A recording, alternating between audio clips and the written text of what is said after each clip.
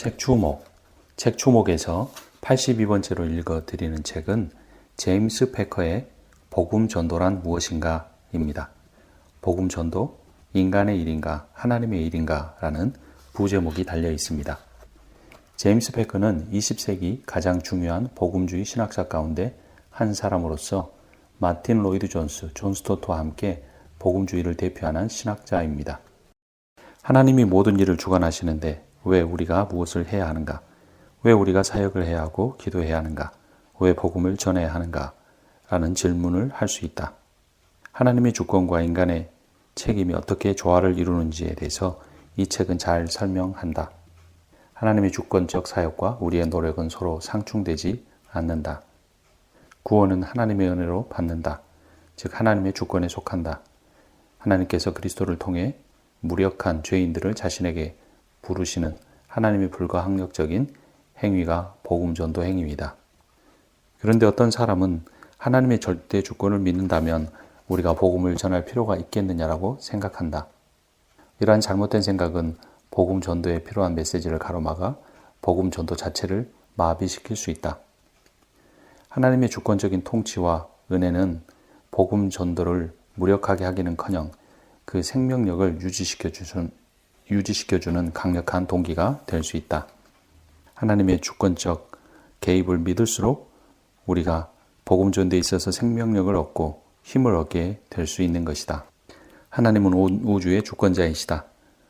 이 보편 진리를 입증하는데 시간을 할애할 필요가 없다. 그리스도인이라면 누구나 이미 그 사실을 믿고 있기 때문이다. 그리스도인이라면 누구나 기도를 드리기 때문이다. 기도는 하나님의 주권을 인정하는 믿음에 근거한다. 우리는 기도를 통해 필요를 아뢰고 받은 축복에 감사한다. 하나님이 우리가 이미 가지고 있는 모든 좋은 것과 장래에 희망하는 모든 좋은 것의 원천이시자 시혜자이시기 때문이다.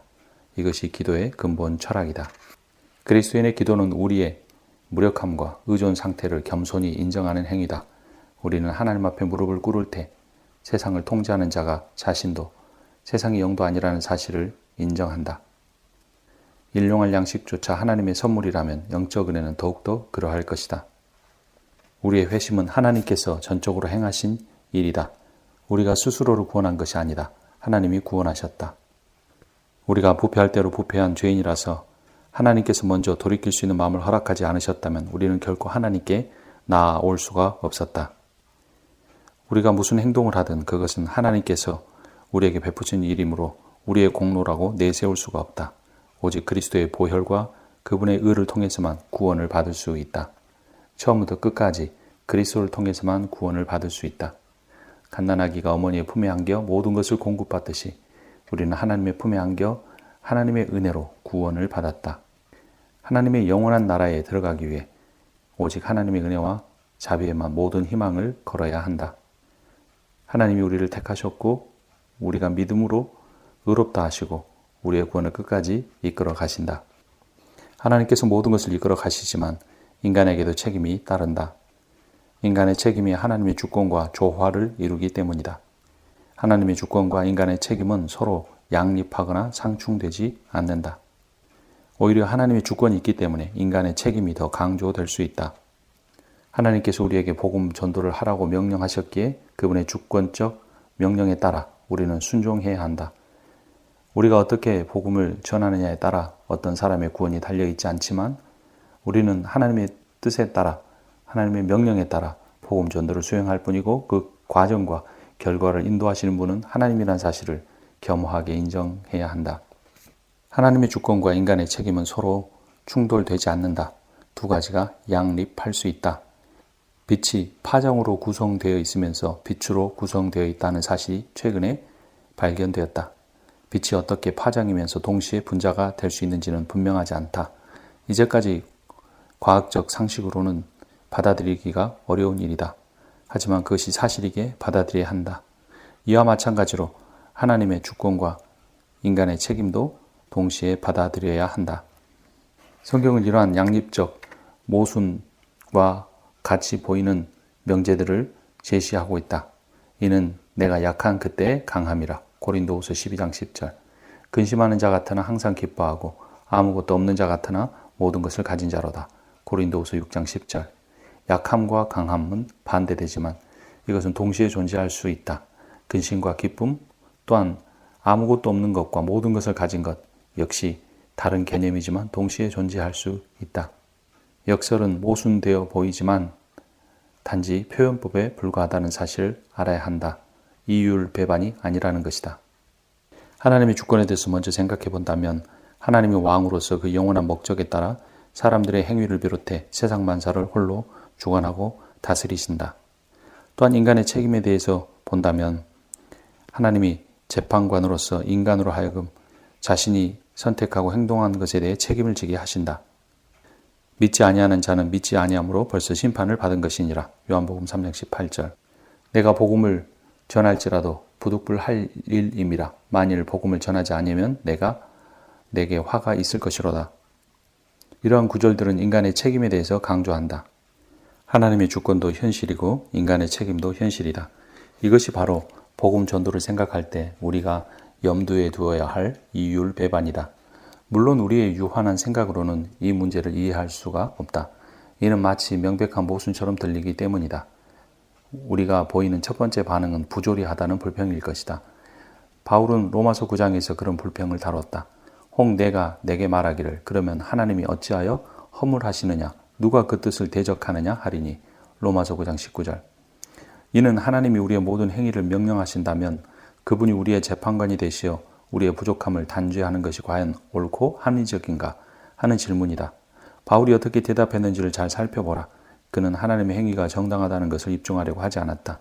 그 대신 질문의 의도를 겨냥해 다음과 같이 꾸짖었다.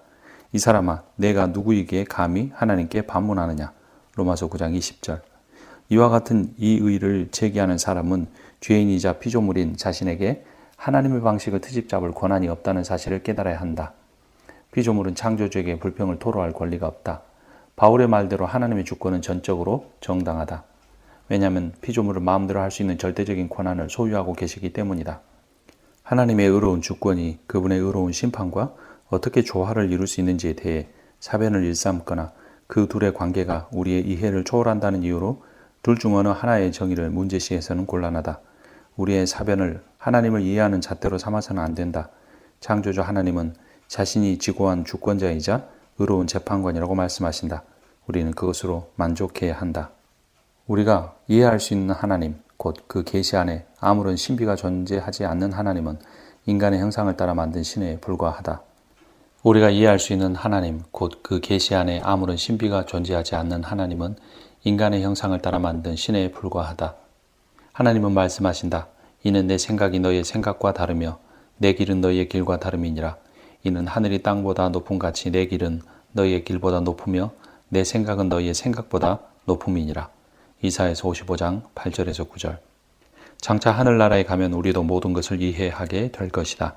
따라서 서로 모순되어 보이는 진리들을 똑같이 강조하고 성경이 가르치는 대로 나란히 그 관계를 인정하며 세상에서는 해결할 수 없는 신비가 존재한다는 사실을 겸손히 받아들이는 것이 지혜롭다. 인간의 책임을 강조하기 위해 하나님의 주권을 무시하지 않아야 하고 하나님의 주권을 강조하기 위해 인간의 책임을 무시하지 않아야 한다. 하나님의 법 아래에서 살아가는 우리는 그분 앞에서 우리의 삶을 책임져야 한다. 인간은 복음 앞에서 삶과 죽음 둘 중에 하나를 선택해야 한다. 그것은 인간에게 주어진 가장 중요한 선택이다. 또한 우리는 복음을 널리 전하라는 명령을 받았기 때문에 적극적인 계획과 온갖 지혜를 동원해 세상에 복음을 전해야 한다. 인간에 대한 구원이 하나님의 주권에 속해 있다고 해서 이 복음 전도 명령에 소홀히 해서는 안 된다. 그러나 하나님의 복음을 전도하면서도 하나님만이 믿음을 주실 수 있다는 사실을 잊어서는 안 된다. 그렇지 않으면 사람들의 회심이 마치 우리에게 달려 있으며 복음을 전하는 방식이 모든 것을 결정짓는 가장 중요한 요인이라고 착각하기 쉽다. 복음 전도는 우리 자신과 복음을 듣는 상대방 사이에 벌어지는 의지의 싸움이 아니다. 그런 경우 싸움의 승패는 우리가 미리 계산한 효과를 얼마나 충분히 이끌어내느냐에 달려있다고 오해한다. 그런 식의 복음 전도는 사실 세뇌의 교육이나 다름이 없다. 회심을 이끌어내는 것을 우리의 책임으로 오해하게 되면 우리의 계획과 기법으로 오직 하나님만이 하실 수 있는 일을 이루려고 하는 잘못을 저지르게 된다. 그런 태도는 성령의 역할을 빼앗고 우리 스스로를 중생의 대리인으로 삼는 것이다. 이런 오류를 범하지 않으려면 하나님의 주권을 옳게 이해하여 그분의 사역을 위해 우리가 기도하고 계획하고 일하는 방식을 적절히 조절해 나가야 한다. 하나님을 의식적으로 의지하지 않으면 반드시 우리 자신을 의지하게 된다. 우리 자신을 의지하는 것은 복음 전도에 큰 폐해를 일으킨다. 영혼들의 회심이 하나님의 주권에 의해 이루어진다는 사실을 망각한다면 그런 결과를 피할 수가 없다. 하나님은 우리의 노력에 의해서 좌우되는 분이 아니라 자신의 선한 의지를 가지고 주권적으로 역사하시는 분이기 때문이다. 그러므로 하나님이 항상 모든 것을 통제하시기 때문에 하나님이 정하신 방법대로 섬기기만 한다면 그분의 뜻이 좌절되거나 방해받는 상황이 절대 없을 것이라고 생각해서도 안 된다. 때로는 모든 일이 실패로 끝나는 것처럼 보이고 하나님의 뜻이 이루어지지 않는 것처럼 보이지만 하나님께서는 그러한 섭리를 통해서 종국에는 하나님의 뜻을 이루시기 때문이다. 물론 하나님은 하나님이시기 때문에 우리가 없어도 얼마든지 자신의 뜻을 이루실 수 있다. 그러므로 하나님의 주권이 있음에도 불구하고 인간의 책임을 강조하는 것은 하나님께서 그 위대한 구원 사역을 이루시기 위해 우리를 사용해 주신다는 은혜의 의미이기도 하다. 그러므로 우리는 하나님의 그 주권적 구원의 역사에 복음 전도의 사역자로서 쓰임받는 것을 영광스럽게 여겨야 한다.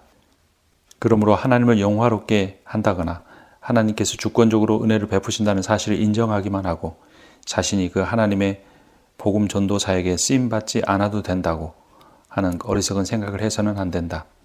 이것은 교회와 크리스찬들이 짊어져야 할 의무이다. 세상에 죄가 관영하는 것은 사실이지만 이런 죄가 관영하는 이 상황을 통해서도 하나님께서는 결국 자신의 힘으로 새롭게 하시어 그분께 더 큰 영광을 받을 수 있고 그러므로 우리가 해야 할 일은 아무것도 없다라고 말해서는 안 된다. 하나님은 우리의 책임을 반드시 물으실 것이다. 하나님 우리를 통하여 하나님의 주권적 계획을 이루시기 원하시기 때문이다. 물론 하나님은 우리의 도움이 없이도 얼마든지 하나님의 일을 하실 수 있지만 하나님은 그런 방식으로 일하지 않으신다. 하나님은 자신이 구원한 백성을 자신의 사자로 사용하여 하나님의 일을 이루기 원하신다. 그러므로 우리는 그러한 하나님의 뜻에 순종하여 복음 전도에 앞장서야 한다. 하나님은 자신의 종들을 보내시어 복음을 전하게 하심으로써 사람들을 구원하신다. 교회는 바로 그러한 목적을 수행하기 위해 세상에 존재한다. 하나님의 주권적 통치가 전도 명령을 무시하는 변명거리가 될 수 없다는 것이다.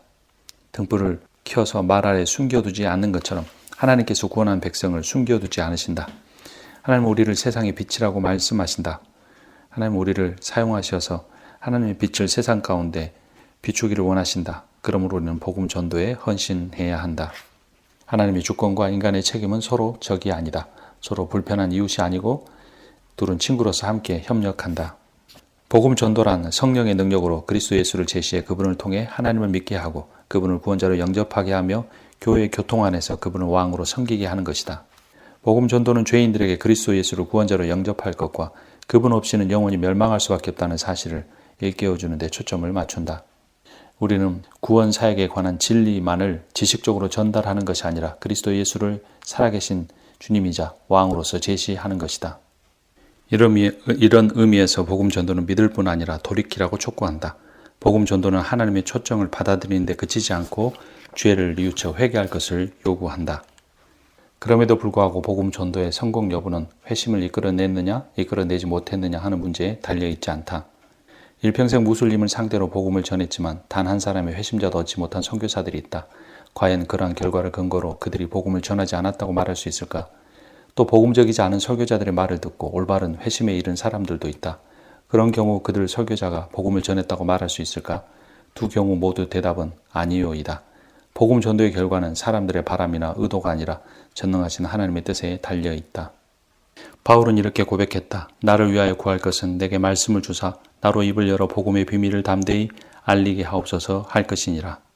바울은 기도를 당부한 뒤에 복음 전도를 위하여 자신이 쇠사슬에 매인 사신이 되었다고 고백했다. 그러한 결박의 상황 속에서도 그는 당연히 복음 전도의 사역을 끝까지 감당하기를 원했다. 바울은 자신의 복음 전도 사역을 통해 몇 명이나 많은 사람이 회심을 했고 얼마나 큰 교회를 세웠느냐에 관심이 있지 않았다. 다만 예수 그리스도의 복음을 전하라는 복음 전도의 사명을 받았기에 하나님께 주신 그 소명을 향하여 뜨거운 헌신의 삶을 산 것뿐이다. 결과는 하나님께서 결정하신다. 다만 우리는 그 복음과 복음 전도의 삶에 얼마나 헌신했는가 그 사실에 대해 하나님 앞에 서서 질문을 받게 될 것이다. 사도 바울은 복음의 좋은 소식을 전했다. 하나님이 자신의 아들을 죄인들을 위한 구원자로 높이 세우심으로써 그분을 영화롭게 하려는 영원한 의도를 실행에 옮기는 그 삶의 소명에 대해 그는 철저하게 순종했다. 내가 이 복음을 위하여 선포자와 사도와 교사로 세우심을 입었노라. 디모데후서 1장 11절. 바울은 특히 이방인들에게 복음을 전하는 사역을 무엇보다 가르치는 사역으로 인식했다. 바울에 따르면 복음의 교사로서 그가 행해야 할 첫 번째 기본 의무는 지식을 전하는 것, 그 복음의 진리를 청중에게 납득시키는 것이었다. 하지만 복음 전도는 가르치고 교육하고 지식을 전달하는 데 그치지 않는다. 복음을 가르치는 목적은 회심에 있다. 구원 의로의 초대가 뒤따라야 한다는 의미이다. 한마디로 복음 전도는 그리스도를 위해 사람들을 얻고 구원하고 취하려는 시도다. 바울은 단지 죄인들을 가르치는 데 그치지 않고 그들을 진정으로 사랑했다. 바울의 임무는 사랑으로 진리를 가르치는 것이었다. 바울이 수많은 핍박을 받고 감옥에 갇히고 매를 맞음에도 불구하고 끝까지 복음 전도의 사역을 감당할 수 있었던 것은 사랑 때문이었다. 다메섹으로 가는 길에서 만났던 부활하신 예수 그리스도로부터 받은 사랑과 그분의 사랑이 수많은 이방인 불신자들을 향해 열려 있었다. 바울은 많은 사람들을 구원하고 싶어 했다. 복음을 전하는 그의 목적은 오직 영혼을 구원하는 것이었다. 복음 전도의 메시지는 무엇인가? 첫 번째, 하나님에 관한 메시지이다. 복음은 하나님에 관한 메시지다. 복음은 하나님의 신분과 속성과 기준을 비롯해 그분이 피조물인 우리에게 무엇을 요구하시는지 보여준다. 복음은 우리의 존재가 하나님께 의존해 있다고 말한다. 복음은 죄에 관한 메시지이다. 복음은 우리가 하나님의 기준에 미치지 못하게 된 이유를 설명한다. 복음은 우리가 죄를 지어 더러워졌고 죄 가운데 빠져 아무 소망이 없는 상태로 전락했으며 그로 인해 하나님의 진노 아래 놓이게 되었다고 말한다. 우리가 죄를 짓고 사는 이유는 우리가 본질상 죄인이기 때문이다. 죄에 관해 말하는 것은 자기 연민의 감정을 이용하는 것이 아니다. 사람들의 삶을 하나님의 거룩한 율법에 비추어 보게 하는 것이다. 복음을 전함으로써 하나님 앞에서 인간이 저지른 죄를 의식하고 그것을 버리도록 이끌어 가야 한다. 복음 전도는 그리스도에 관한 메시지이다. 그리스도께서는 성육신하신 하나님의 아들이시자 그분의 어린 양이시다. 그리스도께서는 죄를 짊어지고 죽으셨다가 부활하셨다. 그분은 완전한 구원자시다. 우리는 그리스도에 관한 교리를 전하고 그분의 인격을 전해야 한다. 그리스도의 구원 사역을 그분의 인격과 함께 전해야 한다. 복음을 선포한다는 것은 예수 그리스도와 그분의 십자가와 구원의 은혜를 함께 전하는 것이다. 주 예수를 믿어라. 그리하면 구원을 받으리라. 예수께서도 말씀하셨다. 내게로 오라. 내가 너희를 쉬게 하리라. 복음 전도란 죄를 짊어지고 죽으신 주 예수 그리스도를 믿으십시오. 그분을 당신의 구주로 영접하십시오. 라고 말하는 것이다. 즉 복음 전도란 예수 그리스도를 믿고 자신의 죄를 인정하고 하나님께 돌아오는 회개를 촉구하는 것이다. 믿음이 낙관적인 감정이 아니듯 회개 역시 후회나 자책감이 아니다. 믿음과 회개는 전인격적인 행동이다. 믿음은 단순한 신뢰를 뛰어넘는다. 믿음은 그리스도께서 죄인들에게 주신 자비의 약속과 그 약속을 주신 그리스도를 전적으로 의지하는 것이다. 새 삶을 사는 것을 의미한다. 회개는 인간이 하나님께 돌아오는 것이다. 하나님의 뜻대로 하는 근심은 후회할 것이 없는 구원에 이르게 하는 회개를 이루는 것이요 세상 근심은 사망을 이루는 것이니 고린도후서 7장 10절. 죄에서 돌이키고 나쁜 습관을 버리고 그리스도의 가르침을 실천하기 위해 경건하게 살며 다른 사람들에게 선을 행하겠다는 결심만으로는 충분하지 않다. 열망, 결심, 도덕성, 신앙심은 믿음을 대신할 수 없다. 믿음을 가지려면 참 지식이 필요하다. 그리스도와 그분의 십자가와 그분의 약속을 알아야만 구원신앙이 가능하다. 전적으로 그리스도와 그분의 거룩한 보혈을 믿어야만 그 하나님께 의롭다함을 받을 수 있다. 회개는 과거의 삶을 완전히 청산하는 것이다. 나를 따라오려거든 자기를 부인하고 날마다 제 십자가를 지고 나를 따를 것이니라. 누구든지 나를 위하여 제 목숨을 잃으면 구원하리라. 너희 중에 누구든지 자기의 모든 소유를 버리지 아니하면 능히 내 제자가 되지 못하리라. 그리스도께서 요구하시는 회개는 완전한 변화이다. 예수님은 겉만 번지레한 제자를 원하지 않으셨다. 복음 전도의 동기는 하나님을 사랑하고 그분의 영광을 구하는 마음이고 이웃을 사랑하고 그의 행복을 구하려는 마음이다. 하나님께서 너희는 가서 모든 족속을 제자로 삼으라고 명령하셨다. 세상 끝날까지 너희와 함께 계시겠다고 말씀하셨다. 복음 전도의 사명을 감당하는 자들과 주님께서 함께 계시겠다는 의미이다. 복음을 전하는 것은 그리스도인의 가장 큰 특권이다. 이 복음 전도의 의무를 등한시하거나 회피하는 것은 죄와 사탄에게 굴복하는 것이나 마찬가지이다. 그러나 설교자나 개인이 지나친 열정에 사로잡혀 공격적인 태도로 복음을 전해서는 안 된다. 교만하고 거만한 태도를 버리고 사랑과 관심의 태도를 가지고 불신자에게 다가가야 한다. 사랑의 정신으로 행하고 사랑의 정신으로 이루어지지 않는 복음 전도는 구원의 결실을 맺기 어렵다.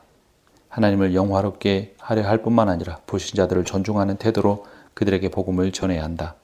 상대방을 물건이 아니라 인격적으로 대우함으로써 그들이 스스로 존중받고 있다는 느낌을 갖는 관계가 이루어져야 한다. 속히 자리를 피하고 싶어하는 낯선 사람을 붙들고 무작정하게 장황하게 말을 늘어놓거나 무리하게 상대방의 사생활을 침해하거나 얼굴에 철판을 깐 듯한 태도로 하나님에 관한 일들을 주장해서는 안 된다. 이러한 것은 비인격적 복음 전도에 불과하다. 그러나 복음 전도는 인격적이어야 한다. 우정의 은사를 구해야 한다. 상대방에 대한 진정한 관심과 사랑을 가지고 가야 한다. 복음 전도의 메시지는 좋은 소식을 제시하는 데서 시작해 구원 초청으로 끝을 맺는다. 그리스도인은 하나님의 대사이자 사자로서 구원의 메시지를 널리 전하라는 사명을 띠고 세상에 파견되었다. 하나님의 주권과 인간의 책임이 구원에 있어서 나란히 존재한다. 우리는 하나님의 주권적 명령에 순종하여 복음 전도의 사명을 감당해야 할 책임을 가지고 있다. 복음 전도의 사명을 잘 감당함으로써 하나님께 칭찬받는 삶이 되기를 바란다. 수고하고 무거운 짐진 자들아 다 내게로 오라. 내가 너희를 쉬게 하리라. 하나님이 세상을 이처럼 사랑하사 독생자를 주셨으니 이는 그를 믿는 자마다 멸망하지 않고 영생을 얻게 하려 하심이라. 책 주목이었습니다.